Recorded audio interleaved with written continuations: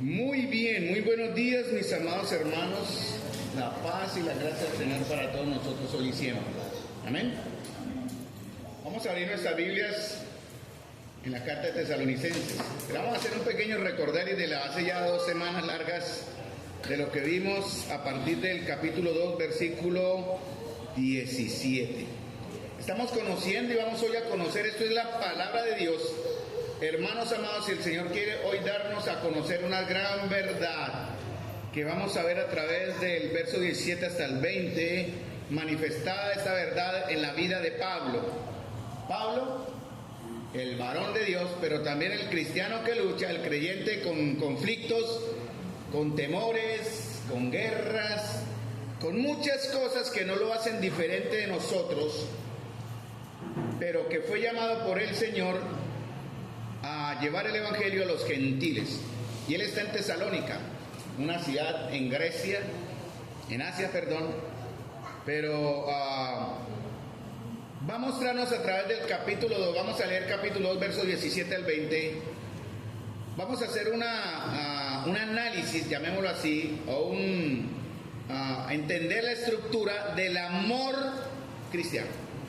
Yo había puesto un texto aquí en 1 Juan 4, 8 creo que es, pero lo voy a leer. Tiene que ver con este texto también.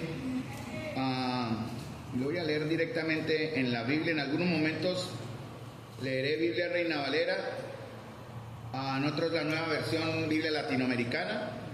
Me da más riqueza en algunas palabras, así que no se me preocupen si parece ser que no es la misma, pero sí es la misma. Dice 1 Juan capítulo 8, el que no ama no ha conocido a Dios, porque Dios es amor. Verso 7, amados, amémonos unos a otros, porque el amor es de Dios. Todo aquel que ama es nacido de Dios y conoce a Dios. El que no ama no ha conocido a Dios, porque Dios es amor. Y vemos en lo que venimos en la estructura de la historia que está en Hechos capítulo 16 y 17, capítulo 2 de Tesalonicenses 1, capítulo 2, verso del 13 al 16, Pablo nos cuenta cómo fue la relación de estos nuevos creyentes en su entorno, cómo a pesar de haber sido transformados y cambiados por el evangelio, y ellos estaban dando un testimonio, empiezan a ser perseguidos. Y Pablo y su equipo son sacados a la fuerza, lo vemos en Hechos capítulo 16 y 17. Son sacados junto con Silas y Timoteo. Ellos tuvieron que salir de noche, tuvieron que pagar una fianza. El hermano Jasón, Dios bendiga a Jasón, en ese momento dio el dinero para pagar la fianza, para que esos siervos de Dios pudiesen salir tranquilamente, en cierta manera, hacia la zona de Corintio, donde Pablo les escribe esta carta. Pero hay algo interesante. Pablo estuvo en Tesalónica porque en Hechos dice que él enseñó 3 sábados continuos, 3 días de reposo. Son menos de un mes. Pero los comentaristas dicen que él estuvo más o menos entre 3 y 5 meses en Tesalónica. Sin embargo, cuando llega el momento de partir, verso 17, vamos a leerlo, dice: pero nosotros, hermanos, ellos son sacados y salen de Tesalónica, y Pablo les escribe esta carta para decirles lo que él estaba sintiendo, y tiene que ver con el amor que Dios implantó en él, el amor que nosotros tenemos también y que debemos vivir. Porque, como dije la vez que me correspondió hace 2 domingos atrás, esa es la marca distintiva de nosotros, es lo que nos diferencia, lo que da la evidencia de que somos verdaderamente unos discípulos del Señor, es el amor. Y en 1 Juan, que acabo de leer, y en Juan 13:35 dice el Señor: en esto conocerán que son mis discípulos, si se tienen, verbo presente, amor los unos a los otros. Cuando se usa el término amor, referente al amor entre los creyentes nuestros, entre nosotros los hijos de Dios, Pablo usa un amor diferente, un nombre diferente. Dice Tesalonicenses 2:17: pero nosotros, hermanos, separados de vosotros por un poco de tiempo, de vista pero no de corazón, tanto más procuramos con mucho deseo ver vuestro rostro. Ahí quedamos, vamos verso a verso. Y Pablo dice que lo que nos debe diferenciar del resto del mundo es el amor de Dios. Humanamente recibimos 3 clases de amor, los que practicamos en nuestra vida muy común y corriente. es parte de nuestra naturaleza. Está el amor estorge, que es el de parentesco, el que siento por la familia, ¿no? Es un amor que se desarrolla en el contexto de la familia. Está el amor fileo, que es el amor fraternal, el que sentimos acá como buenos amigos, lo que marca la amistad, ¿no? El amor fileo, amor fraternal, el afecto entre amigos. Pero hay otro más que solo se vive en el aspecto del vínculo conyugal, en el aspecto matrimonial, que es el amor eros, el amor erótico, ¿no? El amor que lleva a la procreación, el amor sexual, el amor de deseo, pero solo se puede vivir entre las parejas, entre los hombres y mujeres que forman un hogar acá, ¿cierto? No podemos amar a un hermano o hermana, ¿no? Con esa clase de amor, ¿no? Hay que tener cuidado y mucho ojo con eso. Pero hay un amor que viene de Dios, hermanos, que no está con nosotros, que nos ha sido entregado, y es el que Pablo usa en Primera de Juan 4, 7, 8, usa el término ágape, que es el amor de Dios. No usa ni el ero, ni el fileo, ni el estorge, usa el ágape. Y en 1 Juan 4, 7 él dice, amados, dice agapetos, eso significa amados, amémonos, agapao, unos a otros, porque el amor ágape es de Dios. Él usa aquí el sustantivo amados, ¿verdad? El adjetivo o el verbo, perdón, amémonos, y también habla del sustantivo, el amor que es de Dios, el ágape. Y da una señal, hermanos, eso es para mostrarnos, para que estemos mirando si como iglesia en verdad somos lo que decimos ser. Todo aquel que ama, agapao, es nacido de Dios y conoce a Dios. Hoy vamos a ver eso, porque Pablo llegó a amar a esos hermanos de una manera tan profunda que es sorprendente. En menos de 3 meses los amó, y él usa en el versículo 17 3 palabras que en el griego son muy profundas. Y Pablo lo que quiere enseñarnos, recuerden, quien está detrás de Pablo es Dios, hablando por Pablo, y Dios por medio de Pablo quiere mostrarnos cómo es amar. Vemos el efecto del amor, por ejemplo, en 1 Corintios, el amor todo lo puede, todo lo espera, todo lo sufre, todo lo soporta. Ese es el efecto de amar. ¿Pero qué es amar? ¿Qué significa verdaderamente amar según el amor de Dios?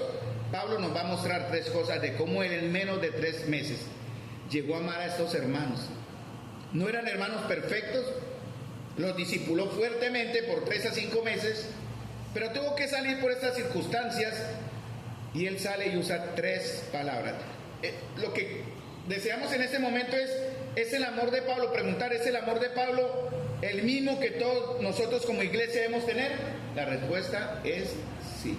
¿Por qué? Porque está en la palabra. Fue escrito para que aprendamos a amar según el amor de Dios que Pablo nos va a mostrar.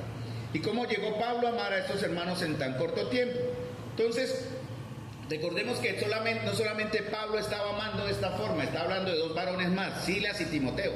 Entonces, habla de un equipo misionero que llegaron a amar, y ellos estaban preocupados por su iglesia. Hacemos ese adjetivo, su iglesia, adjetivo posesivo, porque ese amor los ligó de una manera muy profunda a estos hermanos. No eran hermanos perfectos, seguro habían hermanos complicados, de toda clase, no eran los perfectos santos que esperamos ojalá algún día tener en una comunión perfecta de la iglesia, pero eso será en la gloria del Señor.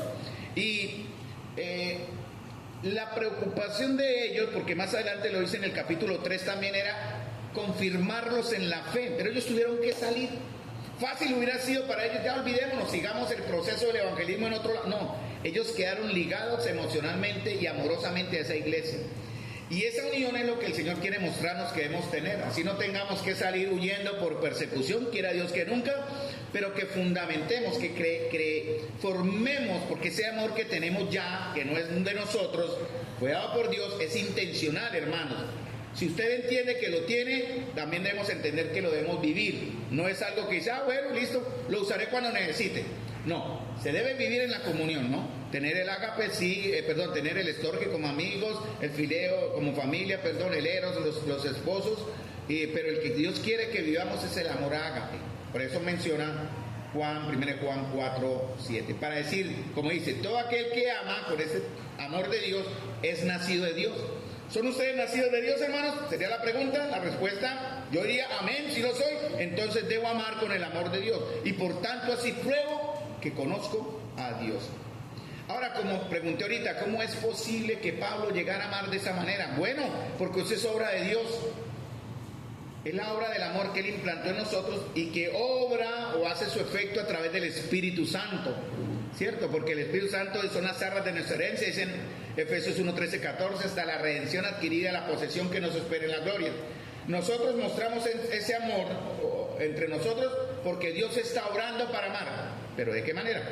Entonces vimos el primer punto, el deseo ardiente del amor de Pablo, o el deseo fervoroso, el deseo intenso del amor de Pablo. Y él usa 3 palabras que las vimos hace 2 domingos. Pero nosotros, hermanos, separados de ustedes por breve tiempo, en persona, pero no en espíritu. Estoy leyendo una nueva traducción de Biblia latinoamericana, pero voy a leerlo en el 17 de Reina Valera. Pero nosotros, hermanos, separados de vosotros por un poco de tiempo de vista, pero no de corazón, tanto más procuramos con mucho deseo ver vuestro rostro. Y Pablo usa 3 palabras. La primera que vimos, ¿se acuerdan cuál fue? ¿Algunos se acuerdan? La primera que él usa, que significa, es una palabra que él usa con un prefijo que le da intensidad, y es la palabra separados. Pablo usa el término separados. En español, separados nos da una idea de separados. Pero Pablo usa la palabra, la voy a decir en griego, no se leo, pero es solo para que entiendan. Aporphanisomai. Apo es el prefijo que le va a dar intensidad. Pero phanisomai en griego significa dejar huérfano. O sea, hecho huérfano por separación. Con todo respeto, con amor, recuerdo el triste caso, todavía muy cercano, todavía demora el luto y el duelo en el caso de la hermana Consuelo con la partida de novia, ¿no? Ella quedó huérfana por separación de su mamá, ¿sí? Esa es la idea. Una separación, en el caso de Pablo, que fue rápida y fue dolorosa. Pablo quiere dar la idea de intensidad. Entonces nosotros en español, cuando digo yo tengo hambre, cuando quiero decir que tengo intensidad en el hambre, que es la que más uso, es tengo ¿qué? Mi esposa, tengo mucha hambre. Entonces mi esposa, ¿tiene hambre? Sí, tengo mucha hambre. Yo con eso le doy intensidad a lo que tengo acá, o a lo que necesito para llenar acá. Y Pablo usa ese término porque hubiera usado la palabra hermanos huérfanos de ustedes por un poco de tiempo. No, Pablo usa el más intenso. Y estamos en verdad, su separación no solo fue dolorosa, sino muy dolorosa. No fue angustiosa, sino muy angustiosa. Entonces esta palabra separados que usa Pablo significa una separación violenta, desgarradora, angustiosa y profundamente dolorosa. Miren, así se sentía Pablo cuando tuvo que despedirse de sus hermanos, tal vez partiendo en barco, en el puerto, y ver a los hermanos allá en la iglesia, ahí despidiéndolo, y él no simplemente volteó, no, él se fue con ese dolor profundo en el alma, y en su corazón, muy dolido por haber tenido que separarse de sus hermanos. La gran pregunta, amados hermanos, es si nosotros acá, sin tener persecución, sentimos el mismo dolor cuando nos separamos de la comunión. A veces duramos 1 mes, 2 meses, 3 meses y aparecemos y como si nada. Pero el que siente, o los que queremos sentir el verdadero amor de Dios, la separación incluso de un domingo hasta el otro domingo es angustiosa. Yo quiero volver a la comunión, el próximo jueves nos vemos acá, porque es el deseo del amor de Dios, porque si fuera lo contrario, deberíamos sentir esa orfandad dolorosa de que he sido separado de la comunión de mis hermanos. Eso es lo que Pablo decía, ¿cierto? Y Pablo dice algo, dice, separados de ustedes o huérfanos de ustedes por poco tiempo, por un breve tiempo, ¿no? Dice en el Reina Valera, la palabra un poco de tiempo es como si hubiera transcurrido 1 hora, pero para Pablo eso se le hacía inmenso, ¿no? No hace poco que nos fuimos y ya me hacen falta. Ese es el amor de Dios, ¿no? El dolor de la no comunión, a eso vamos. Y eso es lo que queremos exhortar hoy, hermanos, amados a mí y a ustedes. ¿Qué tanto nos dolemos si no nos congregamos? Esa es la gran pregunta. Y así vamos a demostrar el amor de Dios. Recuerden que los judíos que negaron el evangelio los expulsaron, dice en el verso 15, se opusieron a que Pablo enseñara más. Y fuera de eso, cuando él se fue, ellos intentaron dañar la iglesia. Miren, Pablo los dejó abandonados. Él no los ama, le dijo a los primeros cristianos, a los primeros creyentes de Tesalónica, pero ellos se mantuvieron firmes. Y por eso Pablo escribe la carta, más adelante dice en el verso capítulo 3, vamos a ver algo de 1 Tesalonicenses 3, porque dice, por lo cual no pudiendo soportarlo más, no aguanto no saber de los hermanos, él envía a Timoteo. Está en el capítulo 3, versículo 1 y versículo 2. ¿Cómo es nuestro estado anímico, amados hermanos, al separarnos de la comunión? Vuelvo a preguntar, esa es su respuesta. Si usted no tiene ese sentimiento de orfandad, yo solo digo, no voy a juzgar ni emitir juicios, no estoy llamado a eso, la palabra es la que lo juzgará a usted. Pero analice si usted en verdad cumple la condición de 1 Juan 4, 7. Amados, amémonos unos a otros, porque el amor es de Dios. Todo aquel que ama es nacido de Dios y conoce a Dios. Entonces Pablo usó la palabra separado. Otra palabra que él usa, porque hermanos, si no nos sentimos huérfanos, ya lo dije, creo lo voy a recordar, lo voy a resaltar, dolidos o angustiados por no tener comunión, es que entonces no amamos a Dios con el amor de Dios. No amamos más bien con el amor de Dios. Y eso es un campanazo de alerta para nuestra fe. Ahora Pablo utiliza la siguiente palabra. ¿Se acuerdan cuál era? Procuramos. Esa fue la otra palabra. La palabra procuramos ahí en español es procurar, pero en griego es ansioso. Entonces, ¿qué dice Pablo? Tanto más estamos ansiosos con mucho deseo de ver vuestro rostro. La palabra ansioso significa que él no se quedó quieto, él hizo lo que estaba a su alcance para volver. Tal vez mandó a averiguar, ¿hay alguna manera de conseguir el permiso de volver a Tesalónica? ¿Hay alguna forma para regresar a Tesalónica? A Pablo lo vetaron. A Timoteo no, porque creo que Timoteo pudo volver y recibir noticias de la iglesia. Pero a Pablo los judíos le dijeron, ni por aquí se aparezca, porque ahí sí vamos a ser estrictos, como fueron los hermanos judíos estrictos con usted en Filipos, que lo azotaron con vara y lo metieron a la cárcel. Entonces Pablo dice, y también no solamente estaba separado, huérfano de ustedes, sino también estaba ansioso. Y creo que la palabra ansioso que está en el griego dice mucho, ¿no? El ansia, ¿no? De muchas cosas. Bueno, yo uso mucho el ejemplo de la comida, porque ya lo dije la vez que enseñé, una deliciosa hamburguesa, a mí me da ansia de comer la hamburguesa, ¿cierto? Y yo procuro ir y ver y recibirla y comerla y disfrutarla. Pero Pablo, el ansia de Pablo, va aplicándolo a lo correcto aquí, era el deseo, ¿verdad? El pensar con el actuar. Él hizo planes para volver. Y por eso lo dice en el verso 18, por lo cual quisimos ir a vosotros, yo Pablo, una y otra vez, no sabemos si fue una, dos o tres veces, pero hubo un problema, Satanás nos estorbó. Entonces Pablo dije, yo estaba ansioso, no solamente me hacían falta ustedes, amados, hermanos, de conocer de 3 meses a 5 meses, muy corto el tiempo, y Pablo sentía ese dolor de la separación, hermanos. Mi esposa se fueron 3 días al retiro de San José de Oriente y no, eso fue terrible esos 3 días para mí, ¿no?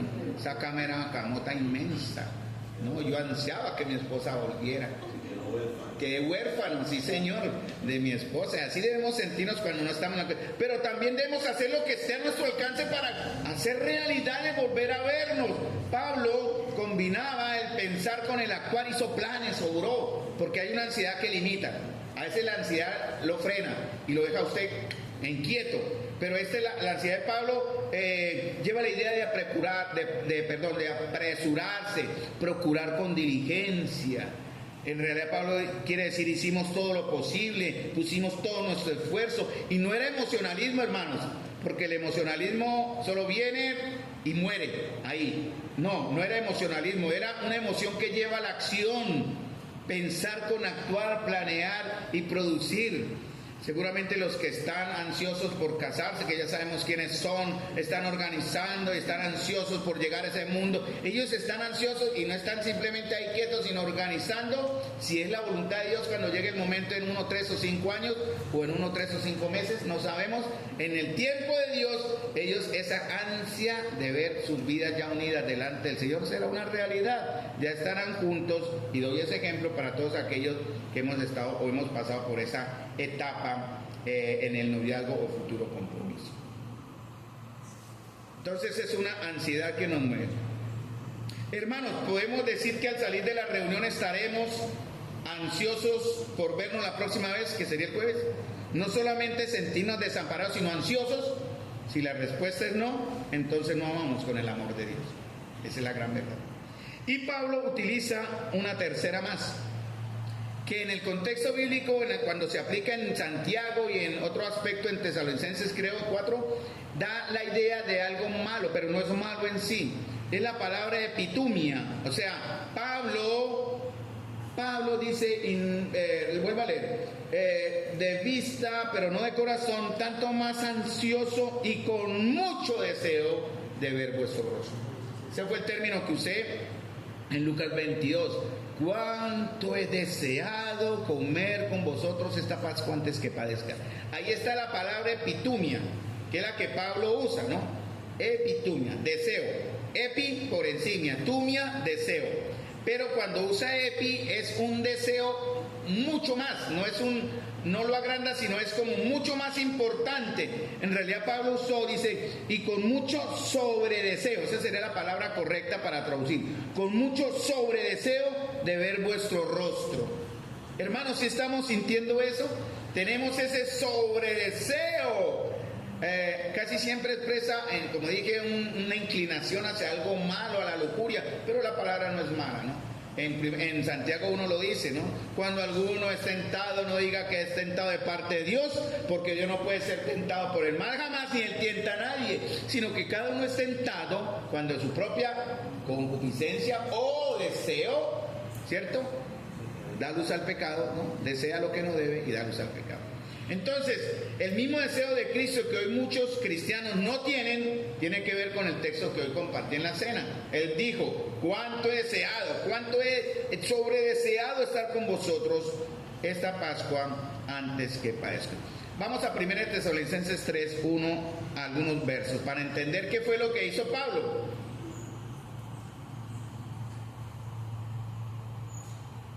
Ahora, Pablo termina el verso 19, no vamos a llegar allá, vamos a brincar 2 versos más al 3:1. Pero ¿cómo termina Pablo? Con un deseo también expresado, dice, o tal vez lo que tiene que ver vamos a ver el 2 ahorita, yo sé que alcanzamos, pero vamos a llegar al punto, una esperanza que motivaba el amor de Pablo. ¿Cierto? Pablo tenía una gran esperanza. ¿Cuál era la esperanza de Pablo? Está en el verso 19, pero no lo vamos a ver todavía. Vamos a brincar al 3:1. Pero él termina expresando una esperanza, ¿no? En el Señor, en verso 19. Y él dice algo muy hermoso de sus hermanos. No lo sois vosotros. Bueno, leamos desde el 19. ¿Cuál es nuestra esperanza o gozo, corona de que me gloríe? Dice Pablo, no lo sois vosotros delante de nuestro Señor Jesucristo en su venida. O sea, Pablo veía a sus hermanos como su mejor recompensa. ¿Por qué no dijo esto mismo de Galacia o de Éfeso? Yo sé que lo sentía, pero la carta de Tesalonicenses fue escrita para hacernos entender y aprender esta clase de amor de Pablo hacia sus hermanos, que los veía como su gozo y corona. Vamos a ver cuando lleguemos allá, si el Señor lo permite.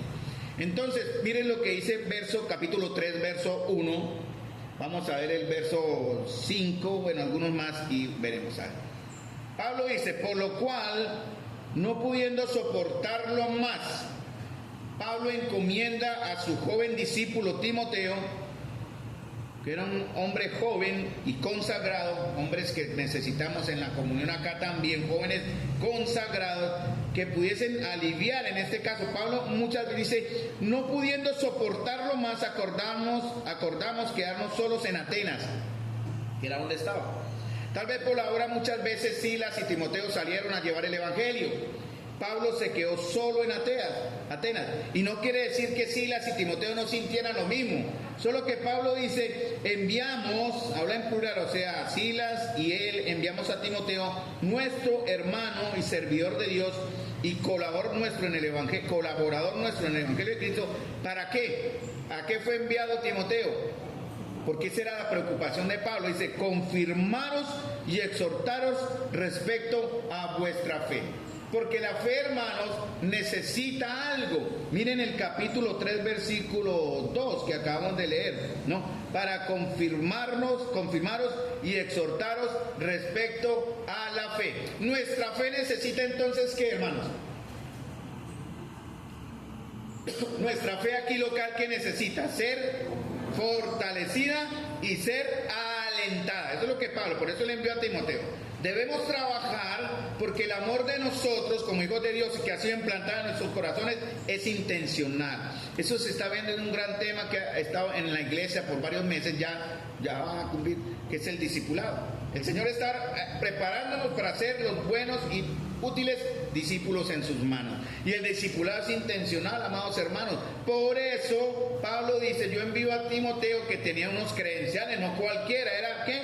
Dice, servidor de Dios y colaborador nuestro en el Evangelio.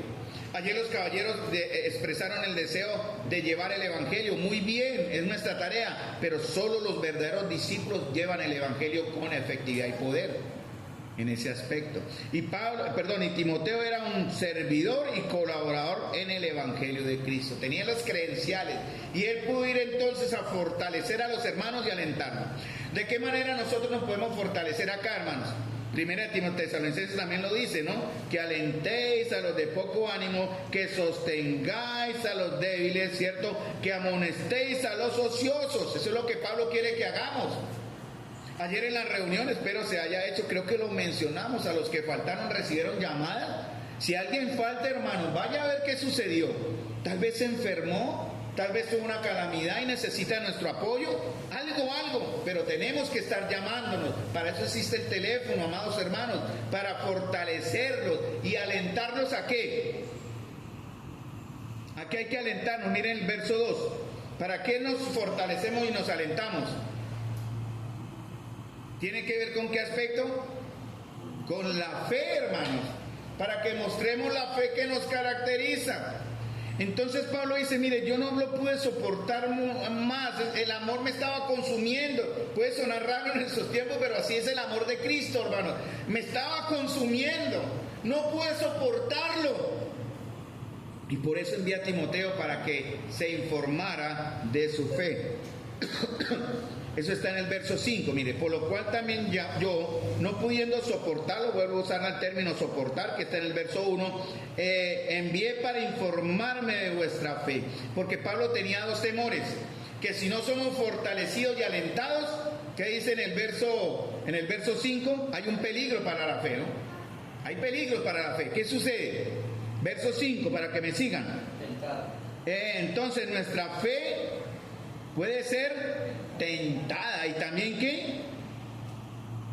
¿Qué otra cosa puede pasar con nuestra fe, hermanos, si no nos alentamos y fortalecemos? Va a ser en vano.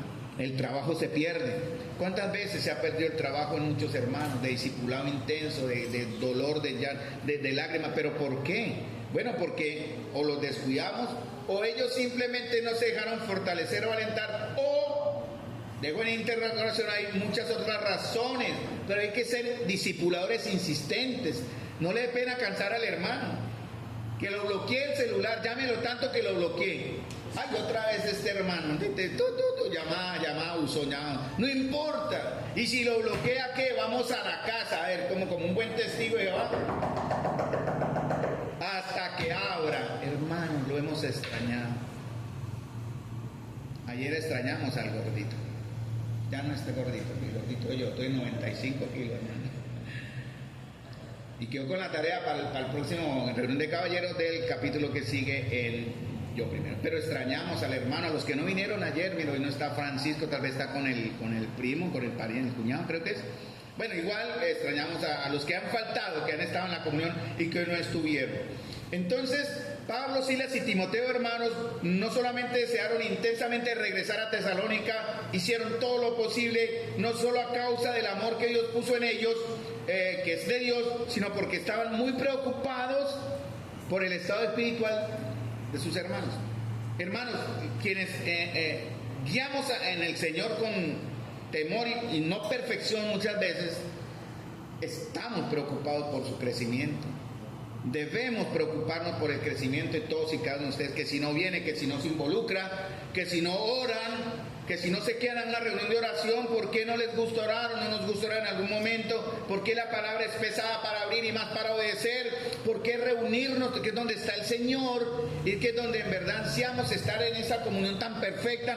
Si no nos soportamos aquí en la tierra, ¿nos soportaremos en el cielo, hermanos? Difícil, ¿no? Aunque ya seremos transformados. Pero hermanos amados, lo que tenemos que trabajar es buscar nuestro bienestar y crecimiento espiritual, porque van a existir peligros. Siempre van a existir peligros por el pecado y las tentaciones, hermanos. No le dé temor reconocer que ha fallado, hermanos. No le dé temor, no guarde el pecado, no lo esconda, porque eso nos contamina. Y cuando se revienta para lastimar y no para sanar. ¿Tiene algún problema, alguna situación, hermano, hermana? ¿Qué tentaciones está pasando? Busquemos ayuda. Entonces el verdadero amor cristiano se preocupa, hermano, por la condición espiritual de quienes somos en la comunión. Recuerden quién da el crecimiento, mis amados hermanos. ¿Quién da el crecimiento? Según 1 Corintios. Dios da el crecimiento, siempre la gloria para Él. Ayer un hermano nos comentaba que hace unos años, cuando él servía más al Señor en un aspecto no correcto, pero él reconoció que ahora sí está buscando y se ha sido edificado. Uno busca llenar mucho las emociones de las personas. Uno busca ganar a las personas llenando su emoción para hablar el Evangelio, y eso no es así, hermanos. Por eso el Evangelio no tiene resultados. Nosotros tenemos que ir primero a su necesidad espiritual. Isaías capítulo 61 y 2, Marcos capítulo 4, 18 en adelante. El Señor dice, esta palabra se ha cumplido en ustedes hoy. El Señor me envió y me ha ungido para, y da unas razones. Les invito el jueves a continuar estos temas en el Evangelio según Marcos capítulo 5, versículo 1 al 11. Pero estamos viendo el contexto de Lucas, capítulo 4, 18. Vamos a ver Lucas 5, 1 al 11. Hermano, porque el discipulado mutuo, nuestro discipulado, debe llevar a ¿qué? ¿Qué es discipular? Una cosa es ser discípulo, otra cosa es ser discipulador. ¿Qué quiere el Señor que seamos? ¿Solo discípulo? Ambas cosas. Entonces debemos ser dispuestos a aceptar el consejo, la reprensión, el amor, la guía de cualquiera de ustedes hacia mí o yo hacia ustedes. Porque yo debo ser un discípulo y a la vez un discipulador. Porque el discipulado, hermanos, es la manifestación concreta del amor. Es así. Si a usted no le importa a su hermano, no lo pregunta cómo va, cómo está, qué siente, qué debe. Ayer un hermano habló de romper la alcancía. El hermano habló de romper la alcancía por una situación muy particular. Y el Señor movió corazones. La gloria sea para el Señor, ¿no? Vea, cuando uno expresa, no es que, ay, pobrecito yo, mire cómo estoy sufriendo. No, hermanos, para eso estamos acá. ¿Tiene problemas con su esposa? Con su esposo, échelo al agua, hermana y hermano. Denúnciela. Para ayudarlos. Era para reunirnos y en amor mirar cómo sanamos esa relación que puede estarse quebrando. ¿Tiene situaciones económicas? Expréselo, no le dé temor. Aquí está la canasta de amor que ayudará en algo con mucho cariño. Y para eso las ofrendas del Señor son administradas por hombres sabios para suplir su necesidad en un momento determinado. No tenga temor, porque somos la familia aquí local Santa María. Obviamente no vamos a extender a otros que no son de nuestra comunión, es muy lógico, pero estamos aquí para eso, para cuidarnos. Entonces, ¿quién hablaba? Mire, ¿por qué Pablo habló así, hermanos? Vamos a 1 Tesalonicenses otra vez, capítulo 2, versículo 17. ¿Por qué era el amor de Pablo así? O sea, ¿por qué Pablo llegó a amar? ¿Qué lo motivó? Eran hermanos comunes y corrientes, pobres incluso. En Hechos habla de que ellos, los de Tesalónica, los de Macedonia, que incluye a Tesalónica y a Filipos, en un momento de crisis a otros hermanos quisieron ofrendar y Pablo no los dejó. ¿Por qué? Porque eran hermanos pobres. Y ellos le rogaron a Pablo, déjenos ofrendar. Aunque habían algunas personas en Hechos dice que habían algunas personas de renombre ahí, pero no era una iglesia rica, hermanos. En una iglesia con limitaciones materiales, obviamente. Y ellos le rogaron a Pablo, déjenos ofrendar a Pablo. Vamos a dar más allá, porque eso es lo que dice la Escritura. Dieron más allá de sus fuerzas. Si tengo una dracma, doy 2 dracmas, dando el ejemplo, ¿no? Pero el Señor les recompensó después. Pero ¿por qué era Pablo? Mire, recuerden quién era Pablo. No era el superhermano, Pablo no era el supercristiano, Pablo no era el superespiritual, un creyente como muchos de nosotros, de los que estamos acá. Pablo estaba sujeto a pasiones, a luchas, no es diferente a nosotros, hermanos. Pero ¿cómo fue que Pablo llegó a desarrollar esta capacidad de amar? Esa fue la pregunta que yo... ¿Por qué Pablo llegó tan rápido? ¿Nació Pablo con esta capacidad? No, él no nació. Recuerden cómo era él. Su disposición natural no era hacia el amor. ¿Hacia qué era? ¿Cuál era la disposición de Pablo viendo su vida? Perseguir. ¿Y qué más? Matar. A este cristiano me lo cargo. Y fue testigo cuando Esteban murió. Yo pido la ropa, pero él en piedra. No sé si lo digo, pero ahí estaba. Fue cómplice de la muerte de Esteban. Porque su disposición natural, porque Pablo era un fanático religioso, un fanático que pensaba que amaba a Dios, pero en realidad no lo amaba, ¿no? Llegó a perseguir a la iglesia del Señor con odio y fanatismo, hermanos amados. Y antes de ser cristiano, él tenía la capacidad de odiar y hacer daño. ¿A qué iba a Damasco? ¿Se acuerdan? Partió de Jerusalén a Damasco. ¿A qué iba? ¿De paseo? Persiguiendo a los cristianos, hermanos, hasta que el Señor se le encontró en ese camino. Y miren lo que sucedió en ese camino. El odioso Pablo se convierte en el amoroso Pablo. ¿Por qué? Porque él recibió, lean la historia, ayer Miguel la leyó también: Saulo, Saulo, ¿por qué me persigues? Ve a Damasco, ya está, y él mandó un siervo, ¿se acuerdan? ¿A quién mandó? A Ananías. Y Señor, pero él es el perseguidor. Vaya Ananías, porque instrumento es él en mis manos. Cuando llega encuentra a Pablo haciendo ¿qué? Orando. Y Ananías le impone a Pablo sus manos. ¿Y qué dice ahí la escritura? Pablo recibe y es lleno del Espíritu Santo. Y en ese momento Pablo fue capacitado para amar de la manera que Dios ama. Y otra cosa importante, porque Pablo lo dice en las mismas cartas, en el Tesalonicenses, no lo dice en Filipenses, creo que lo dice. Cuando él dice: he considerado todas las cosas que antes eran para mí valiosas como basura por causa del conocimiento de Cristo. Pablo no olvidó, hermanos, lo que había sido. Es que es algo que nos ha faltado. Nosotros hemos pensado que que le hicimos un favor a Dios cuando creímos en Él. Yo no soy tan malo como ese que fue asesino, fue ladrón o fue lo que sea. No, yo estoy mejor que Él. Entonces, en cierta manera, pues, deberían agradecerme por haber creído. Muchos pensarán así. Pero Pablo no olvidó, hermanos, y nunca dejó, hermanos, eso es lo que debemos cultivar. Ojalá cuando tengamos reunión de iglesia en vigilia nos enfoquemos en orar fuerte, hermanos.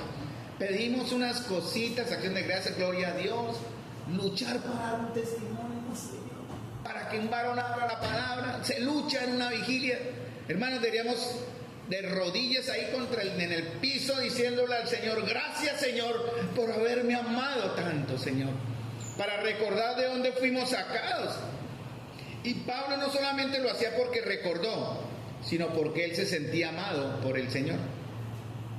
Segunda de Corintios 5:14, miren lo que dice Pablo, hablando de este sentir que él tenía: el amor de Cristo nos constriñe o nos apremia, me presiona, habiendo llegado a esta conclusión. Por eso él se sentía tan impactado por el amor de Dios, hermanos. Y él concluye esto: que uno murió, estoy leyendo de Nueva Biblia Latinoamericana, me va a tocar cambiar de versión, que uno murió por todos y por consiguiente todos murieron, y por todos murió, ¿para qué? Para que los que viven ya no vivan para sí, sino para aquel que murió y resucitó por ellos. Para eso nos salvó el Señor, hermano. No para que usted llene su cuenta de dinero. Si lo hace, gloria a Dios, y el Señor es bendición de Dios. No es para que usted dedique a tener los títulos universitarios que quiera. Si lo quiere y lo logra, gloria a Dios. Pero para eso no lo sacó el Señor. Para eso no nos salvó el Señor. Fue para que no vivan para ustedes mismos, sino para aquel que murió y resucitó por ellos. Para que ya no sigamos viviendo para nosotros, sino vivamos para otros. Como dice por ahí un lema que hay, ¿no? El que no vive para servir, no sirve para vivir, dice más o menos. Pero lo que tiene que ver eso es que estamos llamados a completar, porque el amor es intencional. Cuando el Evangelio es el centro de nosotros, hermanos, amar va a ser fácil. Amar al que me mira rayado, ámelo, abrace. Amar al que tal vez en algún momento le clavó la puñada con un mal comentario, perdónelo. Amar al que aquel, no, yo pasé por eso, quiero aclararlo, es testimonial, pero no es por ponerme de buen ejemplo. Antes de mal ejemplo, yo era uno de los que creía, ya no, obviamente, hermanos, le doy al Señor las gracias por la paz que me ha traído. No, es que los hermanos me deben a mí, que yo soy el líder. Ya se me subía como hace un hermano, me subía a la cresta acá. Es que yo como que tengo el derecho que ellos me sigan, me rindan, que el hermano líder. No, hermano, yo soy un igual que ustedes, hermano. Y he llegado a entender cuál equivocado y horriblemente equivocado estaba, hermano. Porque para mí ni el evangelio era el centro en ese momento. Y yo no estaba viviendo para ustedes, sino para mí. Recibir su alabanza, ¿no? Que mi ego se soplara. Cuando salga esta predicación, si el mensaje ha llegado a ustedes, hermanos, denle la gloria a Dios. Nada más. Nada más. Porque si ustedes lo felicitan al que está acá, lo animan, obviamente, es bueno hacerlo, pero el ego se sopla y hay que tener cuidado. Hermanos, Cristo nos amó a pesar de nuestros pecados, ¿cierto? Incluyendo mi pecado de falta de amar. Yo lucho con eso. Hay muchas cosas que se me hacen fáciles, hermanos. Miren con lo que luchamos. Casi todas ellas me frenan en mi deseo de hacer lo bueno. Y me llevan fácilmente a hacer cosas que no son malas. Por ejemplo, que no son pecados escandalosos o graves. Doy un ejemplo, pero que me van a impedir hacerlo. Por ejemplo, hermano, prefiero ver una película, prefiero salir al centro comercial, prefiero ir a jugar con mis amigos, que levantarme a orar, a ir a discipular a alguien en una visita, a prepararme para el culto en el ansia. Ya estamos a domingo y ya se acerca el jueves, me voy a ver con mis hermanos, se acerca el sábado, se acerca el domingo. Hermanos, para nosotros es más fácil hacer estas cosas que no son malas que orar, visitar, discipular, prepararme, asistir a las reuniones, establecer prioridades y mostrar así, amados hermanos, que estamos amando más. ¿Qué dice Romanos? El que sabe hacer lo bueno y no lo hace es pecado. Por eso Pablo se asombraba de cuánto le amó Cristo y por lo tanto él actuó en base a eso.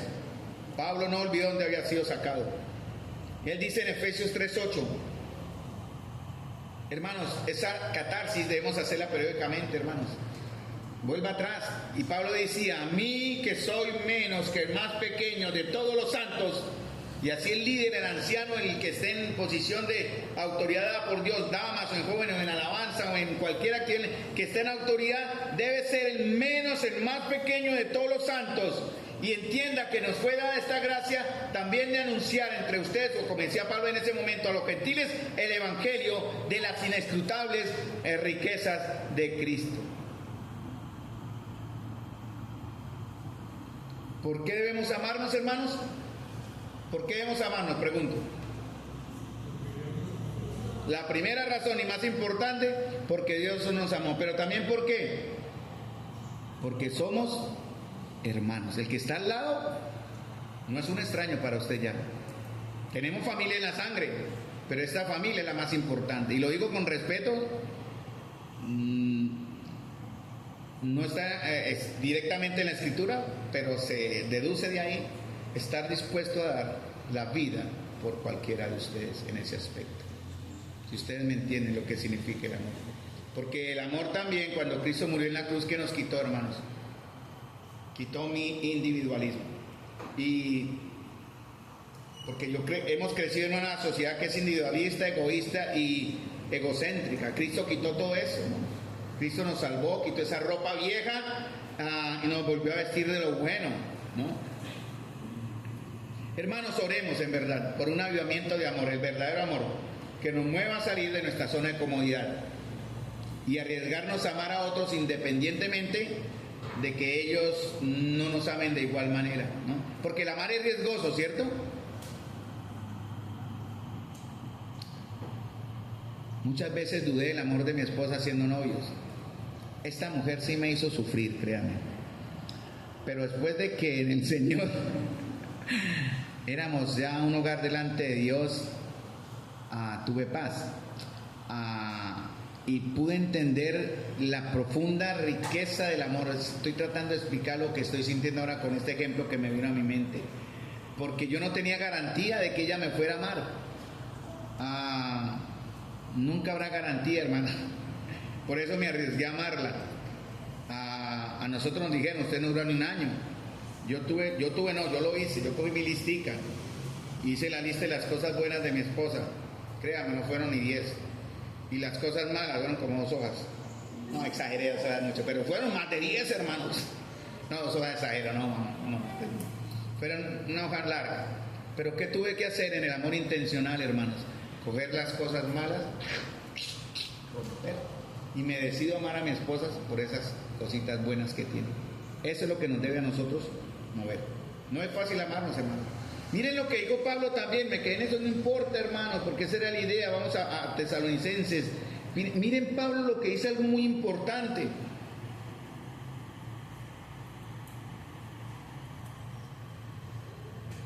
En el verso 6, que llegamos hasta el 5, ¿no? El 3:6. Miren lo que dice Pablo tan interesante, y esta es otra enseñanza, amados hermanos. ¿Pablo tenía necesidades? Sí. ¿Estaba en aflicción cuando manifestó ese amor tan profundo por los hermanos de Tesalónica? También. Pero ¿qué hizo Pablo? Que en vez de aislarse en el dolor, muchos caemos en eso, ¿no? En castigarnos, ¿no? Ay, pobrecito de mí, el emo cristiano, ¿no? Ay, golpeándose, ay, nadie me quiere, nadie me ama, esas cosas. Pablo, en lugar de aislarse en ese dolor, en esa tribulación, en esa aflicción, dice Pablo, porque el deseo de Pablo tenía un ingrediente muy importante para su fe, que era el amor que venía, que él sabía que venía de parte de Dios y que él sentía por sus hermanos, y él lo manifestó. Miren lo que dice el verso 6, porque la fe tiene 4 ingredientes en el verso 6 y que vimos anteriormente. Dice, verso 6, pero cuando Timoteo volvió a vosotros, de vosotros a nosotros, y nos dio buenas noticias de vuestra fe y amor, y otra cosa que fortaleció la fe de Pablo, no solamente sino que ellos no solamente tenían fe, tenían amor, ¿qué más dice? Hermanos amados, no se preocupen, dice versos 6, y nos dio buena noticia de vuestra fe y amor, que siempre nos recordáis con cariño. ¿Y qué más qué pasaba con los de Tesalónica? Que los de Tesalónica también, ¿qué querían? Ver a Pablo, hermanos. Ahora imaginen que si Pablo hubiera estado con nosotros 3 meses acá, ellos tienen que salir. ¿Dirían lo mismo de Santa María, hermanos? ¿Dirían lo mismo? ¿Serían Pablo con el deseo de volver a nuestra comunión? Y nosotros de que, ay, ojalá vuelva el hermano Pablo. Hemos conocido a varios Pablos. Nos han traído bendición a través de nuestra iglesia en estos últimos años. Pero así como hay Pablos, hay Migueles, hay Carlos Lehmann, bueno, otros muchos varones que nos han traído buena edificación y palabra. Los Pablos, los Migueles. Hablo también de Miguel, ayer enseñó muy bien Miguel. Lo felicito. Lo voy a aterrizar un poquito, pero fuimos bien. Miguel entendió muy amorosamente, nos supo enseñar. Entonces estamos recibiendo edificación los unos a los otros. Pero miren lo que dice el verso 7. Miren, hermanos, la enseñanza. Por ello, hermanos, ¿en medio de qué? ¿De qué? Lean bien el texto. Por ello, hermanos, ¿en medio de qué? Toda nuestra necesidad y aflicción, fuimos consolados de vosotros por medio de vuestra fe. Porque ahora vivimos, si vosotros estáis firmes en el Señor. O sea, Pablo tenía que, lean el verso, lo acabamos de leer. Pablo tenía que 2 cosas: necesidades y aflicciones. Tal vez algo económico, tal vez el aguijón de su carne lo atormentaba, dolor, aflicción, incertidumbre. Y él, en lugar de estarse lamentando, hermanos, de que ay, nadie me ama, mire yo cómo sufro por el Señor, él fue consolado por sus hermanos. Y miren lo hermoso que dice Pablo en el verso 8. Yo espero algún día decir eso de ustedes, y lo digo con mucho amor y mucho respeto por todos. Yo los amo, hermano. No con el amor de Pablo, pero quiero amarlos a ustedes con el amor de Pablo. Yo quiero llegar a decir lo que Pablo dice en el verso 8. Porque ahora vivo, voy a ponerlo en primera persona para Pablo. Porque ahora vivo si vosotros estáis firmes en el Señor. Esa era la vida de Pablo.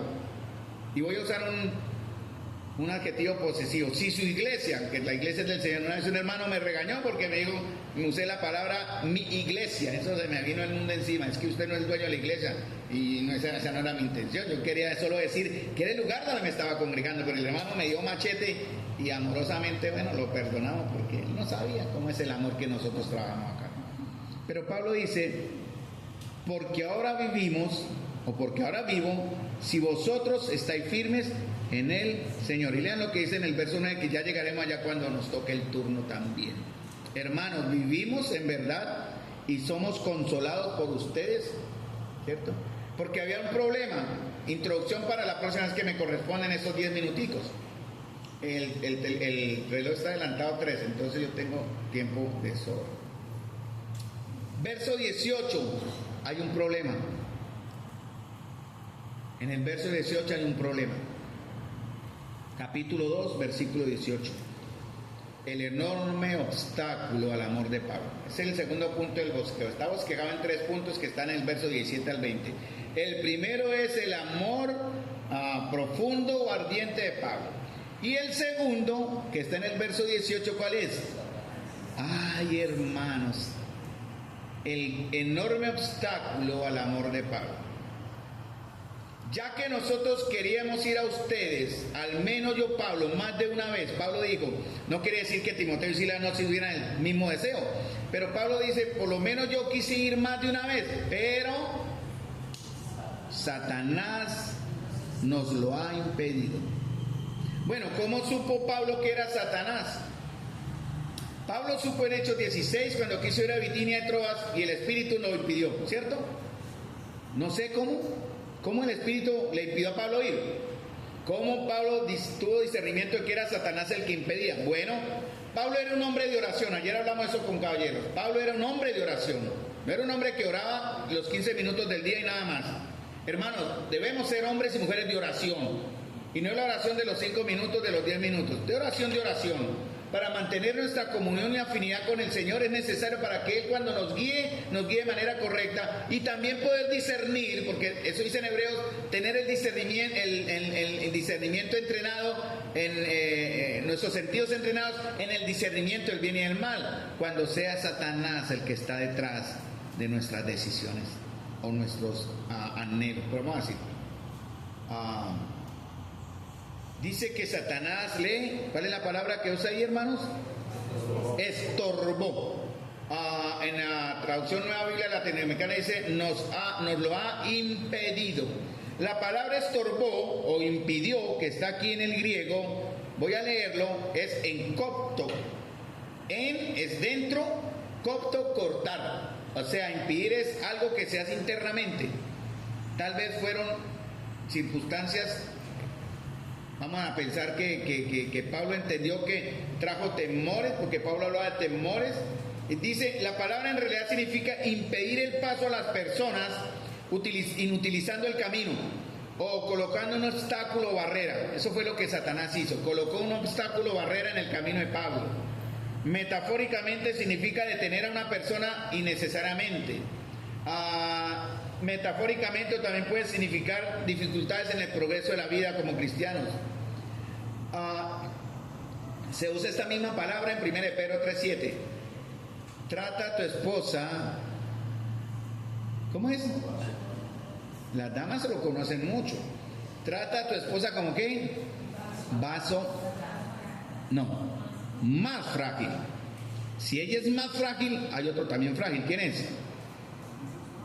El esposo. Ambos somos frágiles, hermanos. Pero el ejemplo de Pedro 3:7 es trata a tu esposa con honra como vaso más frágil. ¿Para qué? ¿Para qué? Sus oraciones no tengan encopto o estorbo. ¿Por qué Dios no nos escucha a veces? Por esa razón. Usted le está pidiendo algo al Señor como varón y siente que Dios no le escucha, porque usted no está tratando a su esposa como vaso más frágil. Y tal vez seguramente su esposa no lo está tratando a usted como vaso frágil, que es parejo. También ella tendrá estorbo en sus oraciones. Porque Satanás, dice la palabra en copto, perdón, también tiene que ver con un término militar. Esa introducción, no se preocupe, ya va a terminar. Término militar que hace referencia a las trincheras, ¿cierto? Esas trincheras, esos caminos sobre nivel de tierra que se cavan en el camino para evitar que el enemigo avance. Eso es la palabra en copto. Pablo estaba señalando aquí a Satanás como una fuerza opositora que se opone al avance del evangelio. Pablo no dice de qué manera fue Satanás impedimento o estorbo, pero tenía la seguridad que venía de ¿quién? ¿Quién le dio esa seguridad? Dios mismo. Dios mismo. Hechos 16, 6, 7 hablan de ese caso, por ejemplo, donde Pablo entiende quién le impidió. Y atravesando Frigia y la provincia de Galacia le fue prohibido o fue impedido, fue en copto por el Espíritu Santo hablar de la palabra en Asia. Y cuando llegaron a Misia intentaron ir a Bitinia, pero el Espíritu de Jesús, dice en la Nueva Biblia Latinoamericana, no se lo permitió. Entonces, tenemos que aprender a discernir cuál es la razón de nuestro impedimento, si es el Señor o si es el enemigo. ¿Y cómo se logra eso? Bueno, la Biblia nos dice cómo entenderlo en cierta manera. Porque el Señor, ¿qué quiere? Dice Santiago capítulo 1, Dios no puede ser tentado por el mal, ni Él tienta a nadie. O sea, Él no le va a traer situaciones a su vida que lo lleven a algo malo. Si lo que usted va a terminar como conclusión de hacer no honra al Señor, ¿de quién es el impedimento? ¿Del Señor? De Satanás, hermano. Pero si lo que usted va a hacer busca honrar al Señor, a menos que el Señor de una manera muy clara, como pasó en Hechos 16, le muestra a Pablo, por allá no es, espérese, tengo mejores planes para usted, que era honrar al Señor predicando el Evangelio, nada más.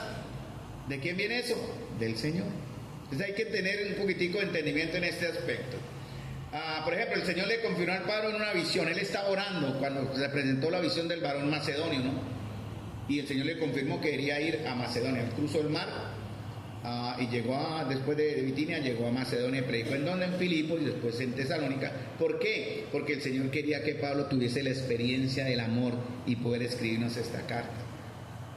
Todo lo que impida o sea un obstáculo al Evangelio o al plan de Dios para la iglesia, que traiga como resultado persecución, dolor, separación forzosa, divisiones, enemistades, pleitos, iras, contiendas, disensiones. Dice en Santiago que esta sabiduría que se trata de vivir en una iglesia que vive así, no es sabiduría celestial, sino animal, diabólica y humana. En la voluntad permisiva del Señor, solo tiene Satanás en la mayoría de los casos como el origen de estos problemas. Porque vamos a dejar aquí ya claro algo para dejarles el abrebocas para la próxima vez que veamos. Satanás no es independiente. Él no hace las cosas porque bueno, él quiere, pero no porque la sabe, no me importa, ¿no? Como no me importa lo que yo piense. No. Él se sujeta. Job capítulo 1 y 2 habla, ¿no? Los hijos de Dios, y entran los hijos de Dios, que entre los cuales estaba Satanás, el diablo, el acusador, es un hombre especial. Ay, no, ¿quién no? Job como todo lo tiene. No, así ¿quién no? Y el Señor le dijo, pero si le quita esto y aquello, Job, el Señor le dijo, ¿qué? Permiso. Hermano, por eso tenemos que entender, ¿no? Usted no puede ver a Satanás en todas las cosas, ¿no? Tenga cuidado con eso. Hay que entender primero de dónde viene la oposición. Vamos a dejar acá, mis amados hermanos, porque eso tiene que ver con un texto en Lucas 22:31. Porque el segundo obstáculo, primero el deseo ardiente del amor de Pablo. Lo segundo que vamos a ver y que queda como introducción y quedan unos detallitos para ver es el enorme obstáculo al amor de Pablo. Tiene dos nombres. Si es un obstáculo al amor, ¿es de Dios o es del diablo? Es del diablo. Ay, Dios me impide amar. Eso es una mentira. No se autoengañe, ¿no? Por eso puse el enorme obstáculo al amor de Pablo, porque Pablo aquí dice quién fue el que se le opuso. Hermanos y hermanas, miremos nuestros corazones a ver quién le está impidiendo mostrar el amor de Dios que tenemos en nosotros, y que obviamente no es el Señor el que está impidiéndolo. Mire bien qué es lo que está impidiendo la obediencia, la consagración, el servicio, el discipulado efectivo, el amor, el cuidado, ¿verdad? El sostenimiento al débil, el ánimo al afligido, el rodear de amor al que está en pecado para llevarlo a restauración y no para que agüetearle el pecado, porque eso es el amor de Dios, hermano. Solo viene de Dios. Y a eso es lo que debemos obedecerle. Vamos a hablar la próxima vez que nos veamos cómo Satanás está bajo el control de Dios. Pues lo sabemos, pero hay que enseñarlo. Tiene que ver con Lucas 22:31. ¿Conocen la historia? Pero, no, Simón, lo que dice en la Nueva Biblia Latinoamericana. Mira que Satanás, ¿se acuerdan de la historia? Mira que Satanás los ha reclamado o los ha pedido. O sea, él tuvo que ir a pedirle, Señor, déjeme zarandear a Pedro. No, aquí no es a Pedro, es a todos los discípulos. Entonces, mire Santa María, dice el Señor, que Satanás los está reclamando, ya nos reclamó, no sabemos si eso es actual, pero aquí aplico en el caso de Pedro, para zarandearos como a trigo. O sea, Satanás va a agarrar y nos va a... ¿Cierto? Ustedes saben lo que es agitar algo así, que no queda como loco. Pero Satanás va a agarrar a la iglesia porque los odia, nos odia, él quiere nuestra destrucción. Y en el caso de Lucas 22:30 dice, Simón, mira que Satanás los ha reclamado a ustedes para zarandearos como a trigo. Pero hay una esperanza. Pero yo, ¿quién es yo? El yo soy, hermanos, el dueño de este lugar, el Señor que está acá. Yo he rogado por ti. ¿Para qué? Dos cosas. Satanás nos va a zarandear, amén, zarandéanos Satanás, porque tenemos al frente, arriba, 1 Juan 2:2, un mediador que está intercediendo por nosotros día y noche. Y él está rogando por mí para dos cosas: que nuestra fe no falle y que una vez volvamos, fortalezcamos a los hermanos. Porque hay una tarea, ¿no? Hay un mediador, un defensor, también hay una condición para el creyente que es restaurado también y que vuelve. Es una tarea, fortalecer a los hermanos. Y después terminaremos en ese momento, cuando lleguemos allá, con un texto en 2 Tesalonicenses 3, 1 al 3, 2, ya no el 1, 2, para completar esta idea. Mis amados hermanos, vayamos pensando, mis queridos y amados hermanos, cómo amar con el amor de Dios, que ya lo tenemos. ¿Cómo lo practicamos? A ver, ¿cómo lo vivimos? Esa es la tarea para nosotros. Padre Celestial, nuevamente, Señor, te doy las gracias por el privilegio y con temor, Señor, la carga en nuestras almas, Señor, para vivir la obediencia del amor que has dado. Señor, es fácil, porque ese amor divino es delicioso de practicar. Pero, Señor, nuestra carne nos trabaja y lucha, Señor, y el enemigo quiere robarnos, Señor, el privilegio de amarnos como buenos discípulos los unos a los otros. Padre de gloria, en el nombre de Jesús, cualquier impedimento que esté obstaculizando la obra de tu Espíritu aquí en este lugar, Señor, ya sea por pecado, de cualquier nombre, Señor, o por falta de fe, o por falta de muchas situaciones que nos pueden estar, las pruebas que estamos viviendo, Señor, que luchamos contra ti, Señor, que nos enojamos contra ti, Señor. Te damos gracias porque tienes el control absoluto de todo, absolutamente todo en nuestra vida, Señor. Y todo lo que recibimos, que a nuestros ojos puede ser bueno o malo, es para ti glorioso, porque nos es dado, porque tu voluntad, Señor, es buena, agradable, perfecta. Gracias, Padre de la gloria. Presentamos nuestras vidas en sacrificio hoy, vivo, santo y agradable, racionalmente, y anhelaremos, Señor, a partir de ahora, vernos la próxima vez. Que nuestra separación momentánea aguante hasta el próximo día que como iglesia nos congreguemos para honrar tu nombre. Siempre la gloria a ti, Señor, de todos tus siervos aquí presentes. Te pedimos en el nombre de nuestro Señor Jesucristo.